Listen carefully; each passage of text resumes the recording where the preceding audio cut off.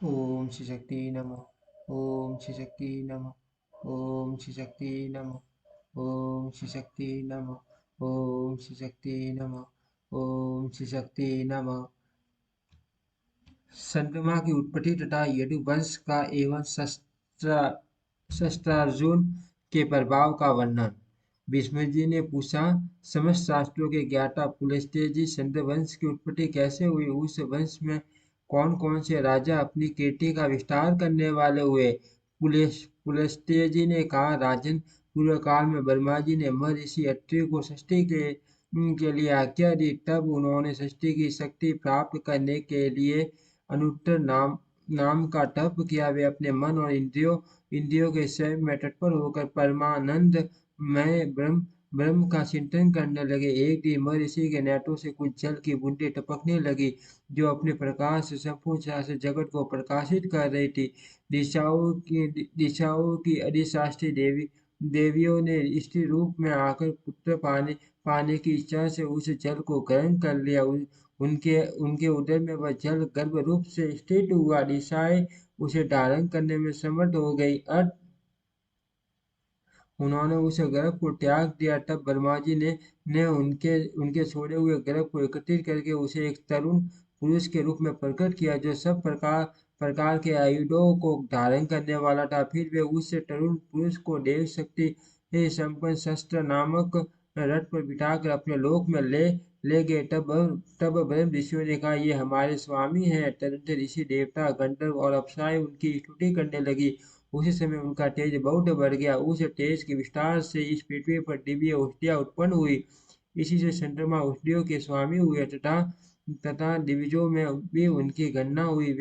वे शुक्ल पक्ष में बढ़ते और कृष्ण पक्ष में सदासीन होते रहते हैं। कुछ काल के बाद परसेताओं के पुत्र प्रजापति दक्ष ने अपनी 27 कन्याएं जो रूप और लावण्य से युक्त तथा अत्यंत तेजस्विनी थी, चंद्रमा को पत्नी के रूप में अर्पण की। तत्पश्चात चंद्रमा ने केवल श्री विष्णु के ध्यान में तत्पर होकर चिरकाल तक बड़ी भारी तपस्या की। इससे प्रसन्न होकर परमात्मा श्री नारायण देव ने उनसे वर मांगने को कहा। तब चंद्रमा ने यह वर मांगा, मैं इंद्रलोक में राजसूय यज्ञ करूंगा। उसमें आपके साथ ही संपूर्ण देवता मेरे मंदिर में प्रत्यक्ष प्रकट होकर यज्ञ भाग ग्रहण करे। शुलधारी भगवान श्री शंकर मेरे यज्ञ की रक्षा करे। तथास्तु कहकर भगवान श्री विष्णु ने स्वयं ही राजसूय सूय यज्ञ का समारोह किया। उसमें अत्रि, ओटा, बरगो, गुगु अडवरियो और ब्रह्मा जी उद्गाता हुए। साक्षात भगवान श्री हरि वर्मा बनकर यज्ञ के दृष्टा हुए तथा संपूर्ण देवताओं ने सदस्य का काम संभाला। यज्ञ पूर्ण होने पर चंद्रमा को दुर्लभ ऐश्वर्य मिला और वे अपनी तपस्या के प्रभाव से सातों लोकों के स्वामी हुए। ब्रह्मा जी बुद्ध की उत्पत्ति हुई। ब्रह्म ऋषियों के साथ ब्रह्मा जी ने बुद्ध को भूमंडल के राज्य पर अभिषिक्त करके उन्हें ग्रहों की समानता प्रदान की। बुद्ध ने इला के गर्भ से एक धर्मात्मा पुत्र उत्पन्न किया, जिसने 100 से भी अधिक अश्वमेध यज्ञों का अनुष्ठान किया। वह पुरुवा के नाम से विख्यात हुआ। संपूर्ण जगत के लोगों ने उसके सामने मस्तक झुकाया। पुरुरवा ने हिमालय के रमणीय शिखर पर ब्रह्मा जी की आराधना करके लोकेश्वर का पद प्राप्त किया। वे सातों द्वीपों के स्वामी हुए। केसी आदि दैत्यों ने उनकी दास्ता स्वीकार की। उर्वशी नाम की अप्सरा उनके रूप पर मोहित होकर उनकी पत्नी हो गई। राजा पुरुरवा संपूर्ण लोकों के हितैषी राजा थे। उन्होंने सातों द्वीप, वन, पर्वत और कानून से समस्त भूमंडल का धर्म पूर्वक पालन किया। उर्वशी ने पुरुरवा के वीर्य से 8 पुत्रों को जन्म दिया। उनके नाम ये थे, आयु, दुंडायु, वर्षयायु, धनायु, वर्तिमान, वसु, दिविजात और सुबाहु। ये सभी दिव्य बल और पराक्रम से संपन्न थे। इनमें से आयु के 5 पुत्र हुए। वे नहुष, वर्णशर्मा, रजि, दंभ और विपामा, ये 500 वीर महारथी थे।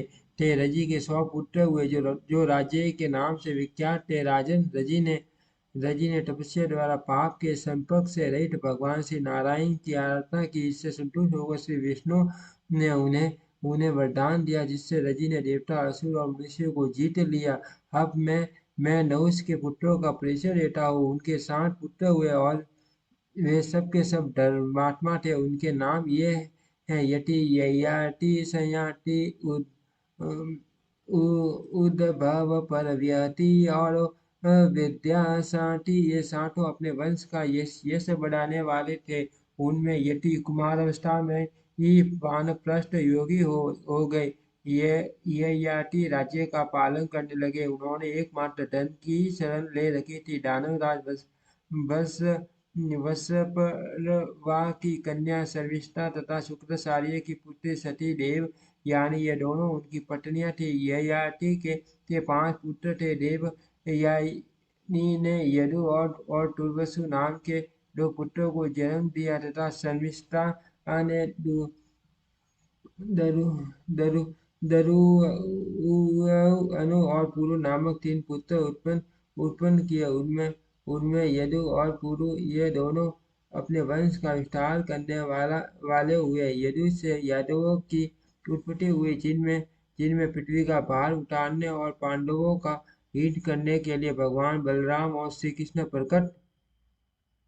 प्रकट हुए हुए हैं। यदु के 5 पुत्र हुए, जो देव कुमारों के समान थे। उनके नाम थे षष्टजित, क्रतु, नील, अंजिक और रघु। इनमें षष्टजित श्रेष्ठ थे। उनके पुत्र राजा सत्यजित हुए। सत्यजित के हय और उतालय ये 3 पुत्र हुए, जो बड़े धर्मात्मा थे। हय का पुत्र धर्म नेत्र के नाम से विख्यात हुआ। धर्म नेत्र की कुंती, कुंती के सहत और सहत के महिष्मान नामक पुत्र हुआ।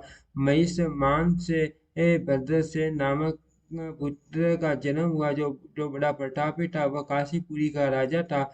भद्रसेन के पुत्र राजा दुर्धर्ष हुए। दुर्धर्ष के पुत्र भीम और भीम के बुद्धिमान कनक हुए। कनक के कर्ताग्नि, कर्तवीर्य, कर्तधर्मा और कर्तौजा ये 4 पुत्र हुए, जो संसार में विख्यात थे।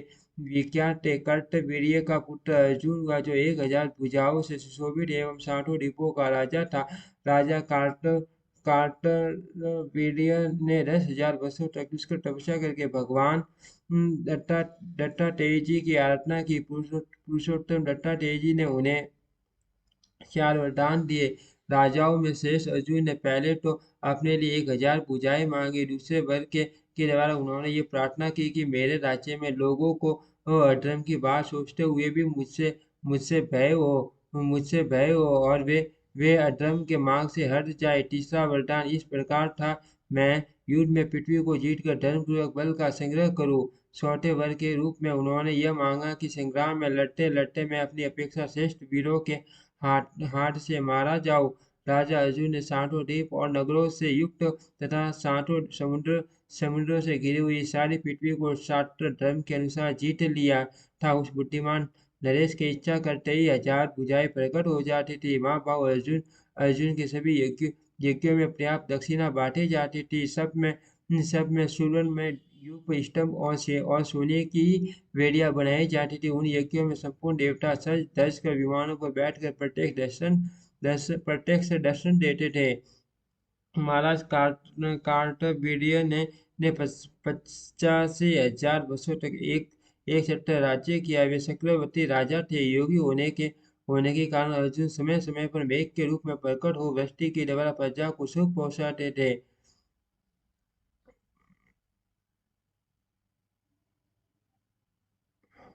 प्रत्यांश के आघात से उनकी भुजाओं की तपस्या कठोर हो गई थी। जब वे अपनी हजारों भुजाओं के साथ संग्राम में खड़े होते, उस समय शस्त्र किरणों से सुशोभित शरतकालीन सूर्य के समान तेजस्वी जान पड़ते थे। परम कांतिमान महाराज अर्जुन माहिष्मती पुरी में निवास करते थे और वर्षा काल समुद्र का वेग भी रोक देते थे। उनकी हजारों हजारों भुजाओं के आलोड़न से समुद्र शुद्ध हो उठता था और उस समय पातालवासी मान असुर लुक छिप कर निशेष हो जाते थे।